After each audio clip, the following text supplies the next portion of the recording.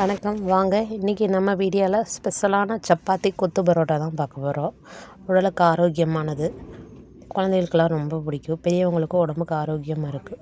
First நம்ம onion போட்டுக்கலாம். Onion போட்டு தக்காளி, பச்சை மிளகா, கருவேப்பிலை தழை, குடமிளகாய் எல்லாம் போட்டுக்கலாம். அப்புறம் நம்ம சப்பாத்தியை கட் பண்ணி வச்சுருக்குறோம், அதையும் ஆட் பண்ணிக்கலாம்.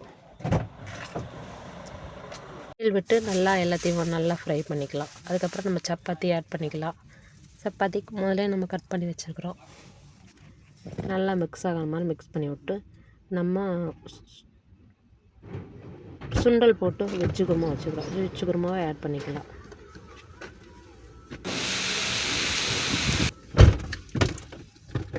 பெப்பர் போட்டுக்கிறோம், சால்ட்டு போட்டுக்கிறோம். வேறு எந்த மசாலா ஆட் பண்ணல, பெப்பர் சால்ட்டு மட்டும்தான் ஆட் பண்ணிக்கிறோம். எல்லாம் போட்டு நைஸாக நல்லா கொத்திக்கலாம்.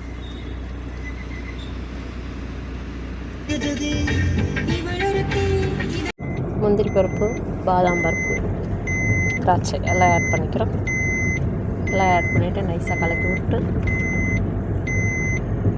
சுவையான ஆரோக்கியமான வெஜ்ஜு கொத்து பரோட்டா, வெஜ்ஜு சப்பாத்தி கொத்து பரோட்டா ரெடி ஆயிடுச்சு. கூட வெஜ்ஜு இருக்குமா, தயிர் வெங்காயம் சாப்பிடும்போது சூப்பராக இருக்கும். நம்ம கடையோட ஸ்பெஷல் வெஜ்ஜு சப்பாத்தி கொத்து பரோட்டா ரெடி. வாங்க சாப்பிட்லாம். வீடியோ பிடிச்சிருந்தாலும் லைக் போடுங்க.